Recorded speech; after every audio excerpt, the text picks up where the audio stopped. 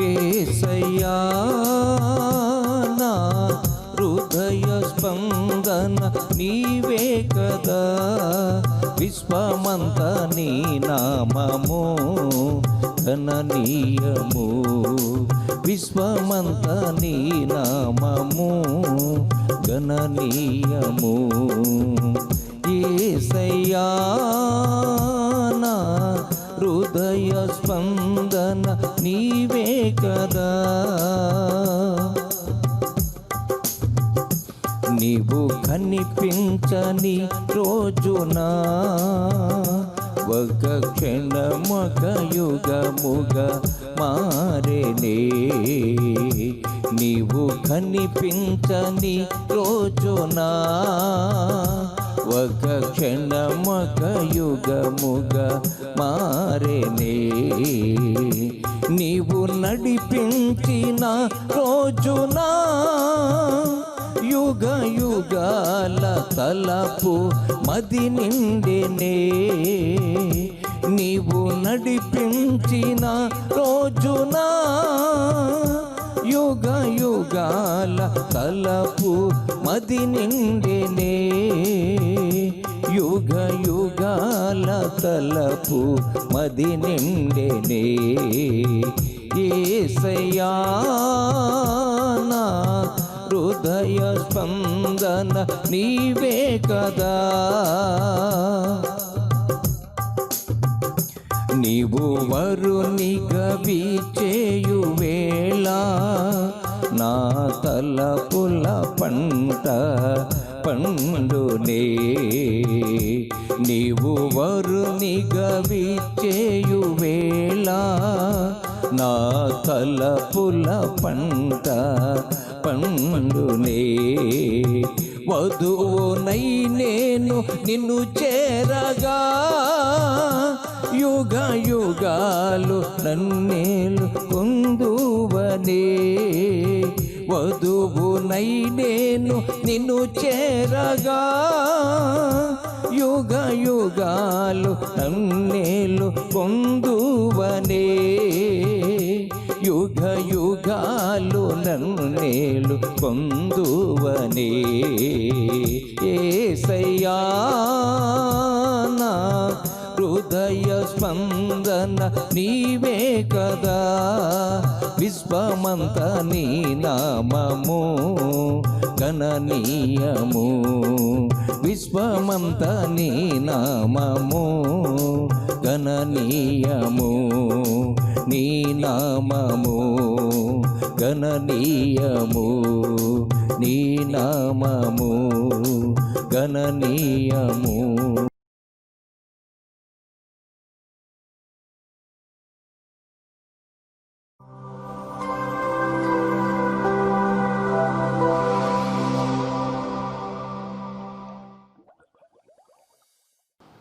యెహెజ్కేలు గ్రంథం 34వ అధ్యాయము 26వ వాక్యాన్ని చదువుకుందాం.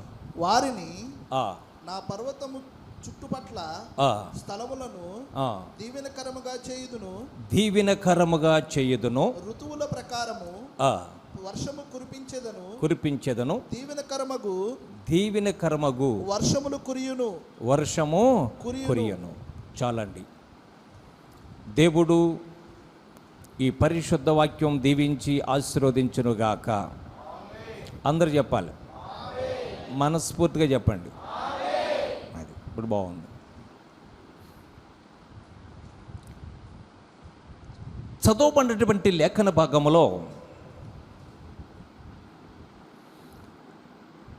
దేవాతు దేవుడు ప్రవక్త అయినటువంటి యెహెజ్కేలుతో మాట్లాడుతూ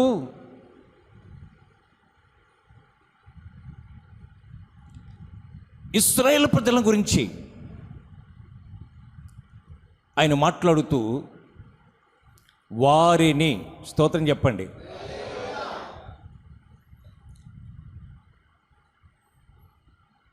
వారు నివసిస్తున్న స్థలములను దీవెనకరంగా చేయదును. ఎలా చేస్తాడట? దీవెనకరంగా చేయదును. అక్కడ ఒక శ్రేష్టమైన మాట అన్నాడు. ఏమన్నాడంటే, నా పర్వతం. ఆమేన్. నా పర్వతం చుట్టూ ఉన్నటువంటి స్థలములను దీవెనకరంగా చేయదను. ఆలోచన చేస్తే నా ప్రియమెట్టి వాళ్ళరా,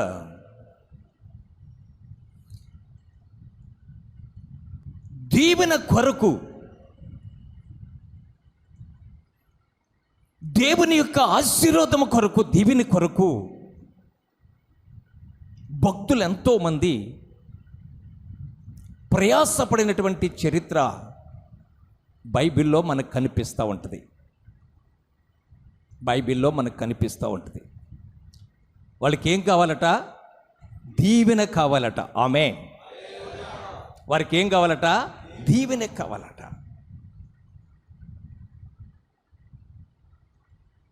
దేవుడు ఏమంటున్నాడంటే, వారిని అన్నాడు. వారినంటే ఎర్రోళ్ళనా, నల్లోళ్ళనా, పొట్టోళ్ళనా, పొడుగోళ్ళనా, బలిసినోళ్ళనా, బక్కోళ్ళనా? వారిని. ఆమె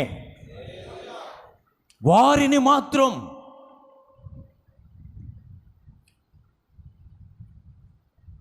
వారు నివసించే స్థలాలు మాత్రం దీవెనకరంగా చేయదును. దీవెనకరంగా చేయదును. ఈ దీవెన కొరకు ఎంతో ప్రయాసపడి, ఎన్నో ప్రయత్నాలు చేసి పరుగులు తీసిన సందర్భాలు బైబిల్లో కనిపిస్తున్నాయి. ఆదికాండం 27 అధ్యాయం 27 వచనంలో చదివితే అక్కడ చరిత్ర అంతా కూడా ఇస్సాకు తన ఇద్దరు కుమారులైనటువంటి యాషావు, ఇస్సాకు, ఆ యాకోబుని గురించి మాట్లాడిన మాటల సందర్భాలు కనిపిస్తాయి. అతడు దగ్గరకు వచ్చి, ఇస్సాకేమో యాషావును దీవించాలని. ఆమేన్. హల్లెలూయా. ఆయన యొక్క ఉద్దేశం, ఆలోచన.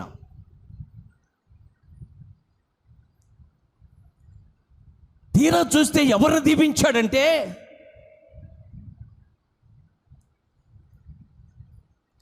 యాకోబుని దీవించాడు. ఆమేన్. దీవించాలన్నదేమో యాషావుని, దీవించినదేమో యాకోబుని. అక్కడ తేడా ఎక్కడొచ్చింది? ఇబ్బంది ఎక్కడ కలిగింది అని ఆలోచన చేస్తే, అరే బాబు అని పెద్ద కొడుకుని పిలిచి, మంచి భోజనం సిద్ధపరచుకురారా, నేను తిని తృప్తి పొంది నేనేం చేస్తాను? ఆశీర్వదిస్తానన్నాడు. ఆ సంగతి యాకోబు తెలుసుకుని తన తల్లి ద్వారా త్వరగా వెళ్ళి అన్నకన్నా ముందు వచ్చేసి ఆ రుచికరమైనటువంటి భోజనం తండ్రికి పెట్టేసి ఆ దీవెనలన్నీ కూడా ఎవరు పొందేశారు? యాకోబు పొందేశాడు.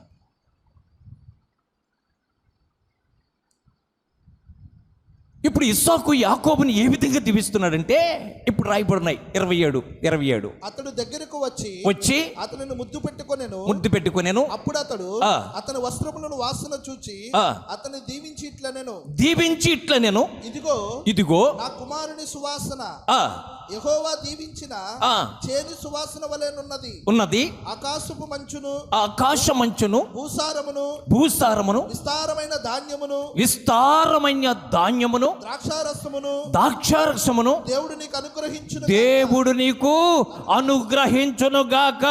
చప్పలు కొట్టండి.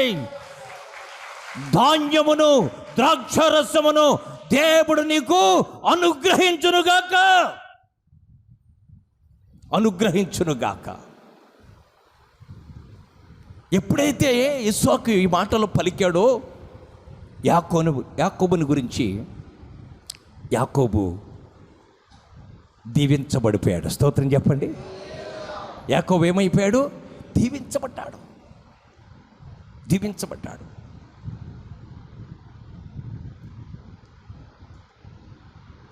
దీవించిన తరువాత అప్పుడు పరిగెత్తుకుంటూ వచ్చాడు. ఎవరు? ఏశావు.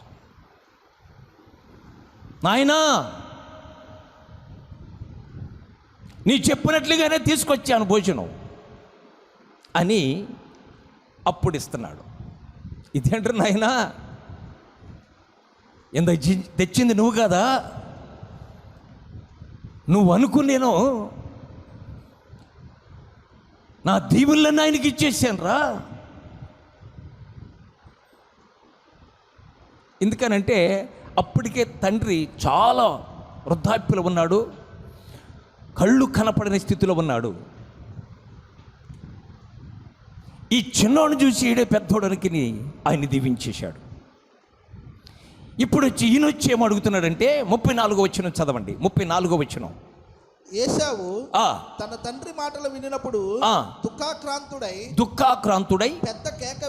పెద్ద కేక వేసి ఓ నా తండ్రి నన్ను దీవించుమని తన తండ్రితో చెప్పెను. అతడు నీ సహోదరుడు కపటోపాయం. స్తోత్రం చెప్పండి. ఏమని కేకలేస్తున్నాడు? ఓ నా తండ్రి నన్ను దీవించు. ఆమేన్. ఓ నా తండ్రి నన్ను దీవించు. ఇప్పుడు తండ్రి ఏమంటున్నాడంటే, అయ్యా, దీవించవలసిన దీవులన్నీ దీవించేశాను, ఇక్కడ నా దగ్గర ఒక్కడి కూడా లేదు. ఆమేన్. హల్లెలూయా. ఇక నా దగ్గర ఏం మిగిలి అంటే ఆ 39వ వచనంలో చదవవసరం లేదు, కానీ నా దగ్గర ఏమీ లేదు అంటాడు ఆయన.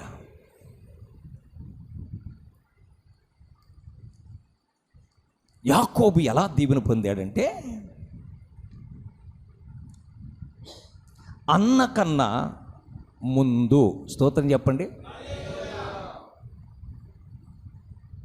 అన్న కన్నా త్వరపడి తండ్రి చెప్పిన మాట అన్న కన్నా త్వరపడి ముందుగా రాబట్టి ఏం కలిగాయి? దీవెనలు కలిగాయి. దేవునికి స్తోత్రం కలుగునుగాక. నా ప్రియమెట్టు వల్లరా, భక్తులంతా కూడా దేవుని యొక్క దీవెని కొరకు పరుగులు తీశారు. ఆసక్తితో ఆ దీవెని కొరకు త్వరగా తండ్రి దగ్గరికి చేరి దీవెన పొందాడు. దేవునికి స్తోత్రం కలుగునుగాక. మన వాళ్ళు పోటీలు కూడా పెడతా ఉంటారు. ప్రైజ్ ముందోడుక వెనకోడుక? అమ్మ చెప్పాలి, మీరందరూ చెప్పాలి. కొంచెం వీళ్ళు గుళ్ళో రాళ్ళు పడిపోయినట్టున్నాయి. ప్రైజు ముందు పరిగెత్తుకొచ్చినోడుక వెనకాల వచ్చినోడుకా? అంతే కదమ్మా, ముందోడికే కదా, ముందోడికే. ఒకవేళ ఎవడైనా వెనకోడుకని పెట్టాడంటే చాలామంది ఫస్ట్ వస్తారు. మీరు స్తోత్రం చెప్పండి. చాలామంది ఫస్ట్ వస్తారు. మీరు ఏదైనా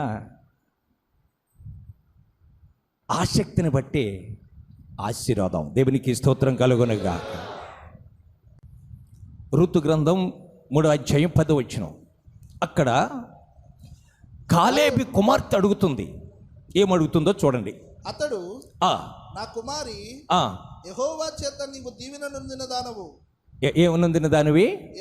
యెహోవా చేత దీవెన నొందిన దానం. క్షమించండి, ఇక్కడ బోయజు అంటున్న మాట రూతుని.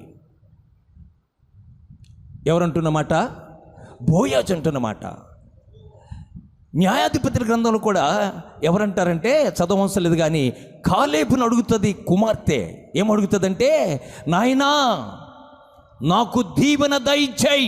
దేవునికి స్తోత్రం కలుగునుగాక. ఏం దయచేయి? దీవెన దయచేయి. ఇక్కడ బోయజు అంటున్నాడు, అమ్మా ఏమి నొందిన దానివి? దీవెన నొందిన దానివి. ఆమేన్. హల్లెలూయా. ఏమి నొందిందట? దీవెన నొందిందట. అక్కడ యాకోబు దీవెన నొందడానికి కారణం కనిపిస్తుంది.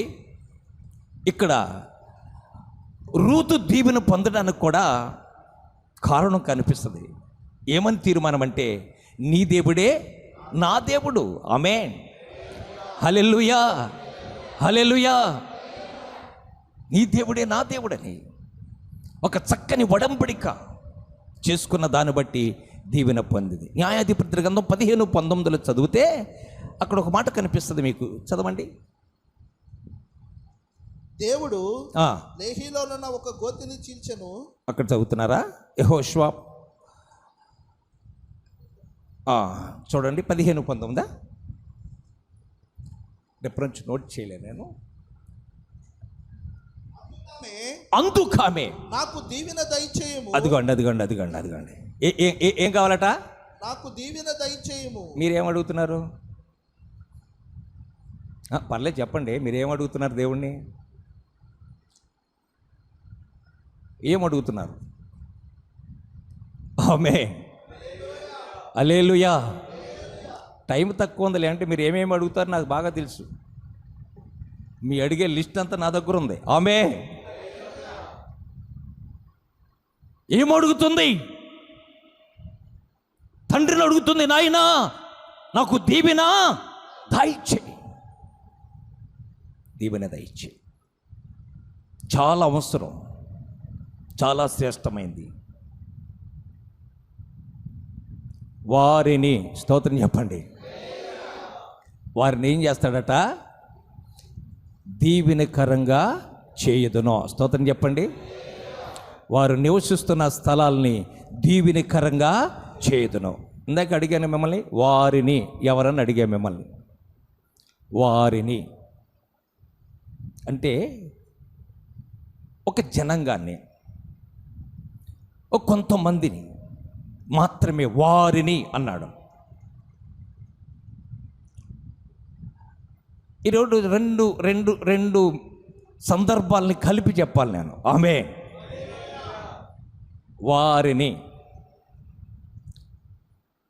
ఎవరో ఒక మాట చెప్పేసి నా మాటలు ముగిచ్చేస్తా.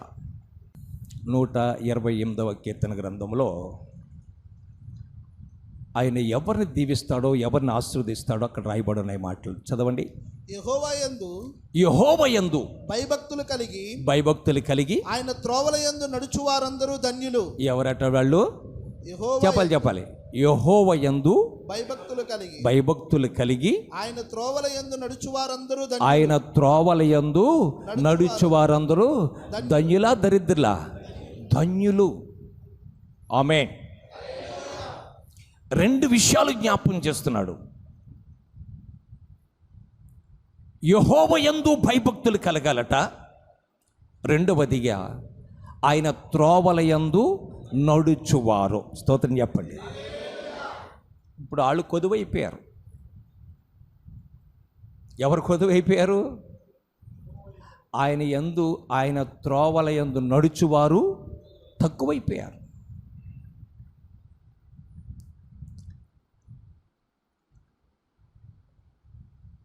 దేవుడు యాకోబుని ఆశీర్వదించడానికి కారణం, తండ్రి అయిన ఇస్సాకు యాకోబుని దీవించడానికి కారణం రెండు మార్గాలు. ఆయన దీవెన పొందలేకపోవటానికి కారణం, ఈయన దీవెన పొందడానికి గల కారణం. ఆదికాండం 25వ అధ్యాయం 27వ వచనాన్ని చదవండి. ఆ చిన్నవారు ఎదిగినప్పుడు ఏశావు వేటాడుట యందు నేర్పరి అయి అరణ్యవాసిగా ఉండెను. ఎక్కడ ఈ నివాసం? అరణ్యవాసి. చెప్పాలి మీరు. ఎక్కడ? అరణ్యవాసం, అరణ్య నివాసం. ఈ త్రోవ ఇది. మరి యాకోబు త్రోవ ఎక్కడా? చదవండి. యాకోబు సాధువై గుడారములలో నివసించుచుండెను. ఎక్కడట? గుడారములు. చపలు కొట్టండి.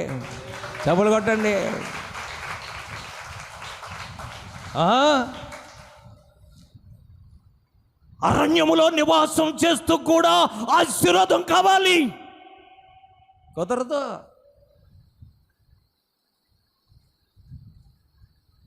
యాకోబు దీవెన పొందడానికి కారణం ఏంటంటే సాధువై ఎక్కడ నివాసం? గుడారం. ఆమేన్, హల్లెలూయా. ఎక్కడట? గుడారం.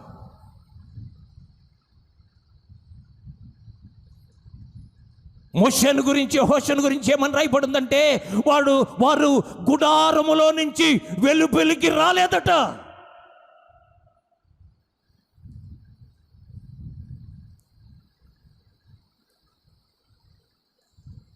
ఆయన ఎక్కడ తిరుగుతున్నాడు?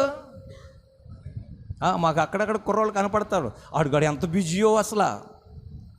తల్లిదండ్రుల దగ్గరికి వెళ్తే అంటాడు, వీడి వల్ల నాకు తమ్ముడు ఉపయోగం లేదండి, రూపాయి ఆదాయం లేదంటారు తల్లిదండ్రులు. వీడు బిజీ వర్క్లో తిరుగుతాడు వీడు.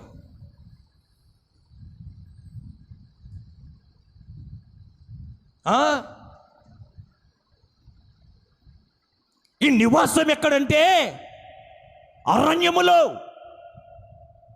ఈ అరణ్యం దేనికి సాదృశ్యం అంటే లోకానికి సాదృశ్యం. వీడు బాగుపడేటట్టు ప్రార్థన చేయండి అయ్యగారు. వీడు దీవెన పొందినాడు. ఎక్కడ వీడు తిరిగేది? ఎక్కడా చెప్పండి? వీడు తిరిగేది ఎక్కడండి? అరణ్యములో. దీవెన కావాలంటే, దేవుని ఆశీర్వాదం పొందాలి అంటే యాకోబు వలె గుడారములోకి రావాలి.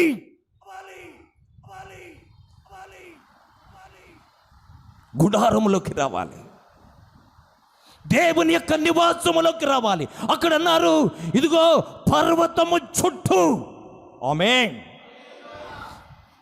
పర్వతము చుట్టూ ఏ స్థలాలు నివాసం ఉంటారో వారు దీవెన పొందుతారన్నాడు.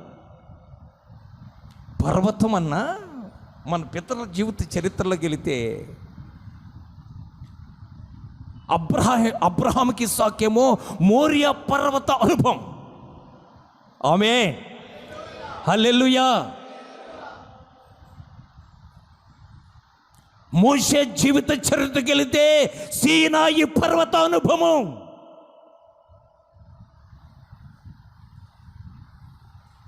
ఏలియా జీవిత చరిత్రకి వెళితే ఓరేబు పర్వత అనుభవం. ఈ పర్వతం అనుభవం ఏంటంటే భక్తి అనుభవం. చప్పలు కొట్టండి. భక్తి అనుభవం, విశ్వాస జీవితం, ఈ గుడారమన దేవుని సన్నిధి అనుభవం, దైవికమైన లక్షణాలు, దేవునితో ఉండే ఒక గొప్ప మార్గం అది. ఇది త్రోవ. ఆమేన్. ఆయన త్రోవలయందు నడుచువారందరూ ధన్యులు. ఇప్పుడు యాకోబు త్రోవ ఎక్కడా? యాషావు త్రోవ ఎక్కడా? మన త్రోవ ఎక్కడా? ఎక్కడ దీవెన కలిగిద్ది నీకు? పర్వత అనుభవంలో ఉన్న భక్తులు చెప్పాను మీకు, గుడారం అనుభవంలో ఉన్నటువంటి భక్తులు చెప్పాను మీకు. నీ త్రోవ ఎక్కడా? మన పిల్లల బిడ్డల త్రోవ ఎక్కడా? నడవవలసిన త్రోవ ఎక్కడా? ఎక్కడ నడుస్తున్నారు? ఎక్కడ దీవెన కావాలి నీకు? వారిని స్తోత్రం చెప్పండి. నేను దీవెనికరంగా చేదును. చపలుగొట్ట. వారిని దీవెనకరంగా చేదును. ఎవరినంటే గుడారము అనుభవం, పర్వతపు అనుభవంలోకి ఉన్నవారిని దేవుడే అంటున్నాడు. వాళ్ళు అడగట్లేదు, దేవుడు అంటున్నాడు, వారిని నేను ఆ పర్వతం చుట్టూ ఉన్న స్థలాల వారిని నేనేం చేదును? దీవెనికరంగా చేయుదును. ఇంకేమంటాడంటే నిశ్చయముగా వారి యొక్క కష్టార్జితం వారు అనుభవిస్తారు. ఆమేన్, హల్లెలూయా. ఆయన త్రోవల యందు నడిచేవారట, వారి కష్టార్జితం ఏమవుతుందట? వాళ్ళు అనుభవించేదరు. నీకు మేలు కలుగును, నీ లోకిట నీ భార్య ఫలించే ద్రాక్షవలే. తబలుగడ్డ. నీకేం కలిగిద్ది? చెప్పట్లేదు మీరు. నాది తప్పే అడగటం. ఎందుకంటే ఏం పెట్టుకున్నారు మీరు? మాస్కులు పెట్టుకున్నారు కాబట్టి మీరు అన్నా నాకు వినపడదు ఇప్పుడు. స్తోత్రం.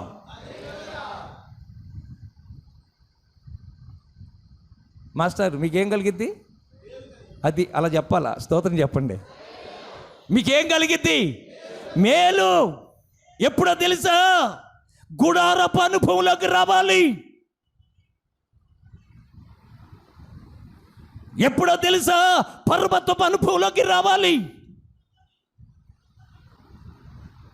ఈ అనుభవంలో ఉన్న ప్రతి కుటుంబాన్ని, ప్రతి వ్యక్తిని కూడా దేవుడు ఏం చేస్తాడట? దీపిస్తాడట. మీకేం కలిగిద్దట? మేలు కలిగిద్ది. ఆమేన్. హల్లెలూయా. టైం అయిపోతుంది, ముగిచ్చేస్తాను. మీకు మేలు కలిగిద్దమ్మా. ఎక్కడికి వస్తే?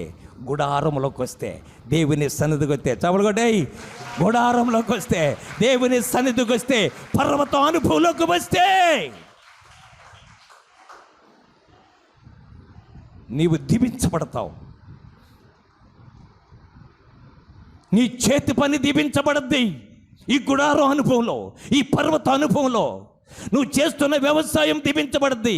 నీ పాడి పంట ఆశీర్వదించబడితే దీవెని పొందుతావు. మన వాళ్ళకి అన్నిటికీ పనులు టైం కుదురుద్ది, దేనికి కుదరదు చెప్పాలి. మరి అసలు దీవెని పొందే స్థలానికి రావటానికే కుదరదు మనకి. అవునా? రావాలని ఉంటుంది, రానివ్వదు. వచ్చినోడు ధన్యుడు. ఆమె వచ్చినోడు అదృష్టవంతుడు. హల్లెలూయా. వచ్చినవాడు దీవెని పొందాడు. హల్లెలూయా. వచ్చినవాడు ఆశీర్వాదం పొందాడు. హల్లెలూయా. వచ్చిన వాడికి మేలు కలిగింది. హల్లెలూయా. రావాలా? పర్వతం దేవుని సన్నిధి, గుడార అనుభవం దేవుని సన్నిధి. వచ్చిన వారు దీవెని పొందుతారు. రావాలి. నీకేం కలిగిద్దట? చెప్పాలి. ఏం కలిగిద్ది? నీకు మేలు కలుగును, నీ లోకిట నీ భార్య ఫలించే ద్రాక్షవలే. ఆమె అంత మాత్రమే కాదు, నీ భోజనపు బల్ల చుట్టూ నీ పిల్లలు ఒలీవ మొక్కల వలె. ఆమేన్. హల్లెలూయా. అయిపోయింది, టైం అయిపోయింది, ముగిచ్చేస్తాను. నీ పిల్లలు ఎలా ఉంటారట? నీ భోజన బల్లం చుట్టూ సింపుల్ చుట్టూ లేకుండా, ముఖంలో కళాకాంతి లేకుండా ఉండడు. ఒలీవ మొక్కలు వలె ఉంటారు ఈ గుడార అనుభవాలు ఉన్న కుటుంబాలు. ఒలీవ పచ్చగా ఒలీవ మొక్కల వలె ఉంటారు ఈ పర్వత అనుభవం కలిగిన వారు. అలాగూ దేవుడు వారిని ఏం చేస్తా? దీవెనికరంగా ఉంచుతా. ఆమేన్. వారిని భయభక్తులు కలిగి త్రోవలి యందు నడిచిన వారిని, ఈ గుడారం అనుభవం, పర్వత అనుభవంలో ఉన్న వారిని వారికి ఏం కలిగిద్ది? మేలు కలిగిద్ది. వాని భార్య ఎలా ఉంటుందట? ప్రలించే ద్రాక్షవలే. వాని భోజన బల్ల చుట్టూ వారి పిల్లలు ఒలీవల మొక్కలు వంది. ఇంకేమన్నాడండి? ఇంకేమన్నాడు చూడండి. ఆశీర్వదించబడును, సియోనులో నుండి యెహోవా నిన్ను ఆశీర్వదించును. స్తోత్రం చెప్పు. ఎక్కడి నుంచట? సియోనులో నుండి యెహోవా నిన్ను ఆశీర్వదిస్తాడండి. ఈ అనుభవం కలిగిన వాళ్ళని. అరణ్యవాసిని కాదు. ఆమేన్. హల్లెలూయా. పర్వతం కింద ఉన్న వారిని కాదు, పర్వత అనుభవంలోకి రావాలి. భక్తి అనుభవం, ప్రార్థన అనుభవం, విశ్వాస అనుభవం, దేవుని సన్నిధి అనుభవంలోకి వచ్చిన వారిని, సియోను నుండి వారిని ఏం చేస్తాడట? ఆశీర్వదిస్తాడట. ఈ ఆశీర్వదించబడినటువంటి జనాంగాన్ని దేవుడు ఏం చేస్తున్నాడంటే ఈ దీవించబడిన జనాంగం వారిని ఎవరిని? భయభక్తులు కలిగిన వారిని, ఆయన త్రోవలయందు నడిచిన వారిని ఈ విధంగా ఆశీర్వదిస్తూ ఏం చేస్తున్నాడంటే యేసుక్రీస్తు రెండవ రాకడలో ఈ వారిని, అంటే దీవించబడిన వారిని, ఆశీర్వదించబడిన వారిని గురించి దేవుడు ఏమని చెప్తున్నాడంటే మత్తయి సువార్త 25వ అధ్యాయము, మత్తయి సువార్త 25వ అధ్యాయము 31 ఒక్కటి నుంచి చదివితే మీకు అర్థమైపోద్ది మ్యాటర్ అంతా. తన మహిమతో ఆ. మనుష్య కుమారుడును ఆ. ఆయనతో కూడా ఆ. సమస్త దూతలను వచ్చినప్పుడు ఆయన తన మహిమ గల సింహాసనం మీద ఆ. ఆసీనుడై ఉండును. అప్పుడు సమస్త జనములు ఆ. ఆయన ఎదుట పోగు చేయబడుదురు. ఎవరట సమస్త జనములు ఎవరంటే వారిని, స్తోత్రం చెప్పండి, వారిని. ఆమె పోగు చేసేస్తేమో సమస్త జనుల్ని, కానీ వారిని ఏం చేస్తానంటున్నాడంటే పోగు చేసిన జనం అంతట్లో కూడా వారిని ఏం చేస్తానంటున్నాడంటే, ఇప్పుడు చదవండి. గొల్లవాడు మేకలలో నుండి గొర్రెలను వేరుపరిచినట్లు ఆయన వారిని వేరుపరిచి, స్తోత్రం చెప్పండి, స్తోత్రం చెప్పండి. యేసుక్రీస్తు రెండవ రాకడలో ఏం చేస్తాడు తెలుసా? అందరిని పోగు చేస్తాడు. అక్కడ వేరు చేస్తాడు. ఏం చేస్తాడు? వేరు చేస్తాడు. వారిని ఒక ప్రత్యేకంగా, వీరిని ఒక ప్రత్యేకంగా. వారిని అనగా ఎవరంటే వీరు కుడివైపున ఉన్న వారిని ఏమన్నాడు చదవండి. తన కుడివైపునున్న గొర్రెలను ఎడవైపున ఉన్న మేకలను నిలవబెట్టెను. అప్పుడు రాజు తన కుడివైపునున్న వారిని చూచి నా తండ్రి చేత ఆశీర్వదింపబడిన వారలారా. చప్పలు కొట్టేయ్. యందు భయభక్తులు కలిగి ఆయన త్రోవల యందు నడిచి వారందరినీ, అంటే ఈ గుడారం అనుకున్న వారిని, అంత మాత్రమే కాదు ఈ పర్వతం అనుకున్న వారిని అందరినీ కూడా ఏమంటున్నాడంటే వారిని కుడివైపు చేర్చి, ఆమేన్, వారిని మాత్రమే కుడివైపు చేర్చి, వారిని గురించి ఏమంటున్నాడంటే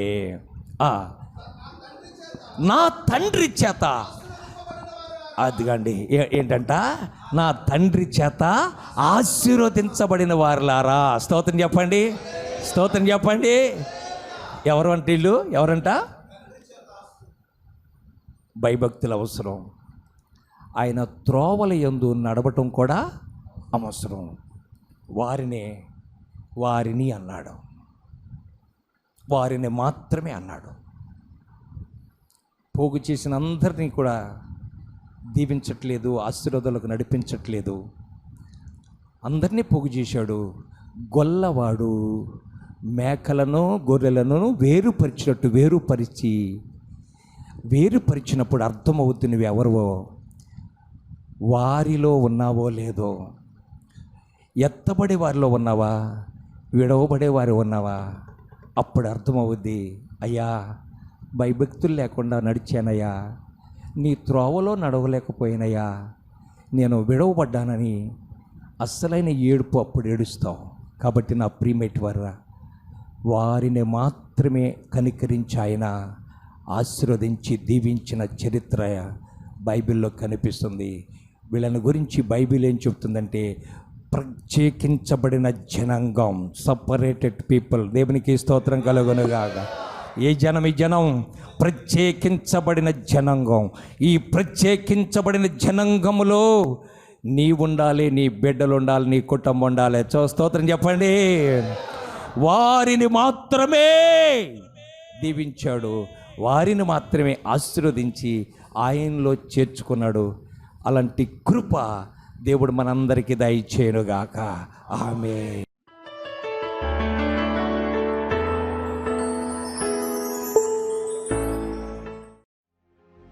మహోన్నతుడా, పరిశుద్ధుడా, సర్వశక్తిమంతుడైన తండ్రి, నీ పరిశుద్ధ బంగారు పాదములు బట్టి వందనాలు, స్తోత్రములు ప్రభా. మీ కృప చేత, ప్రేమ చేత మమ్మల్ని ఎంతగానో జ్ఞాపకం చేసుకుని మరొక నెల మొదటి పునరుద్ధానము మీ పాద సన్నిధిలో అయా స్తుతించి గణపరిచే భాగ్యాన్ని ఇచ్చినందు మీ స్తోత్రాలు తండ్రి. ప్రార్థించి ప్రారంభించబడిన కూడికలు పాటల ద్వారా మీ నామాన్ని మహిమ తెచ్చుకున్నారు ప్రభా. మీ దాసుని నిలబెట్టి కూడి వచ్చిన ప్రతి విడతో మరి మాట్లాడిన వర్తమానం బడి మీ స్తోత్రం నాయన. అయా, వారిని నేను దీవిస్తానని వాగ్దానం ఇచ్చారు ప్రభా. ఈ లోకంలో ప్రత్యేకించబడిన వారిని నాయన నువ్వు ఆశీర్వదించే దేవుడు అని నా ప్రభా, అయా నీ కృపలతో నింపే దేవుడు అని మరొక్కసారి మమ్మల్ని బలపరిచేందుకు స్తోత్రాలు చెల్లించుకున్నాను నాయన. అయా యాకోబోలే గుడార అనుభవంలోనికి ప్రతి ఒక్క బిడ్డని మీరు నడిపించమని ప్రార్థిస్తున్నాం. పరిశుద్ధాత్మ అంటే ఆత్మీయ జీవితాన్ని దయచేయండి ఆయన. నీ సన్నిధిలో వేదికే బిడ్డగా సహాయం దయచేయండి అయా. లోకములో అరణ్యములో ఎవరు ఉండటానికి వీల్లేదు ప్రభు. పరిశుద్ధాత్మని ఒక్కొక్కరిని మీరు చేతికి అప్పగించుకొని ప్రార్థిస్తున్నాను నాయన. అయా లోక బంధకాల నుంచి, సాతాను కబంధస్తాల నుంచి నాయన, పాప బంధకాల నుంచి విడుదల పరచమని ప్రార్థిస్తున్నాము నాయన. గుడారపు అనుభవానికి నడిపించమని ప్రార్థిస్తున్నాము నాయన. నీ దీవెన వారికి దయచేయండి ప్రభా. ఎవరు దీవెన పొందకుండా వెళ్ళటానికి వీల్లేదు నాయన. ప్రతి ఒక్క బిడ్డను మీరు జ్ఞాపకం చేసుకొని నీ సన్నిధిలో ఉన్న ఆశీర్వాదము, నీ సన్నిధిలో ఉన్న దీవెన అయా త్వరలో మీరు రాబోతున్న నిత్య రాజ్యానికి వారసులుగా సిద్ధపరచండి ప్రభుని స్తోత్రము నాయన. అయా చేతులెత్తి బిడ్డలు ప్రార్థించారు, వారి కుటుంబాల్లో ఏ దీవెన కొరకు ప్రార్థించారో, ఏ ఆశీర్వాదం కొరకు ప్రార్థించారో, ఏ సమస్యల కొరకు ప్రార్థించారో పరిశుద్ధాత్మడ వారిని ఆయన నీ కృపలతో నింపండి నాయన. అటు ఆశీర్వాదం పునరుత్థానం ఆశీర్వదించిన దిగి వస్తాను వాగ్దానం ఇచ్చిన తండ్రి యేసు నామములో ప్రతి ఒక్క బిడ్డకి అటు నెమ్మది, శాంతి, సమాధానం వారి కుటుంబాల్లో దయచేయమని ప్రార్థిస్తున్నాను. పరిశుద్ధాత్మతో ప్రతి ఒక్క బిడ్డను తాకమని ప్రార్థిస్తున్నాను. నీ బలమైన హస్తం ప్రతి బిడ్డ మీద చాపమని ప్రార్థిస్తున్నాను ఆయన. నూతన కార్యాలు వారి జీవితాల్లో జరిగించండి, నూతన కృపలతో నింపండి నాయన. అద్భుతాలు జరిగించే దేవుడు నీవొక్కడవే, ఆశీర్వాదములు నడిపించే దేవుడు నీవొక్కడవే తండ్రి. పరిశుద్ధాత్మన ప్రతి కుటుంబాన్ని అయా మీ ఆశీర్వాదాలు నడిపించండి. లోకం బహు భయంకరమైన నాయన అయా తెగులతో జీవిస్తూ ఉండగా నీ గుడారములో ఉన్న వారికి సురక్షితమన్నావు ప్రభువా. నీలో ఉన్న వారిని ఆశీర్వదించి నువ్వు కాపాడే దేవుడు తండ్రి. ఎవరు భయపడకుండా విశ్వాసముతో నీ సన్నిధిలో ముందుకు సాగే కృపను దయచే నాయన. ధైర్యంతో నీ వైపు చూసే కృప దయచే నాయన. అయా నీ రాజ్యానికి వారసులుగా సిద్ధపరచండి నాయన. అయా వారిని ప్రత్యేకపరిచి నువ్వు ఆశీర్వదిస్తాను వాగ్దానం యేసు నామములో ప్రత్యేకపరచబడే నాయన. అయా ప్రతి ఒక్క బిడ్డను మీరు ఆశీర్వదించి దీవించండి. సర్వశక్తి కలిగేస్తాం ప్రతి ఒక్క బిడ్డలకు తోడయించమని ప్రార్థిస్తున్నాను నాయన. అయా నీ సన్నిధానికి వచ్చిన ప్రతి బిడ్డని వారి సమస్యల నుంచి, బంధకాల నుంచి, వేదన నుంచి ఒక నెమ్మది, శాంతి, సమాధానం కలిగిన నీ బలమైన హస్తం వారి మీద చాపి మీరు నడిపించండి. కృపలతో నింపి నాయన మీ సహాయం వరకు దయచేయమని యేసయ్య పరిశుద్ధ నామం అడిగి వేడుకుంటున్నాను తండ్రి, ఆమేన్. తండ్రి యొక్క ప్రేమ, కుమారుని కృప, పరిశుద్ధాత్మ సమస్య మీకును ఉలగ సకల పరిశుద్ధులకును ఇప్పుడు ఎల్లప్పుడు సదాకాలము తోడైనగాక. ఆమేన్. యేసు రక్తమే జయం, శిలువ రక్తమే జయం. యేసు రక్తం సంపూర్ణ విషయం, అపాధికంత నాశనం. యేసు నామానికి మహిమ కలుగునుగాక.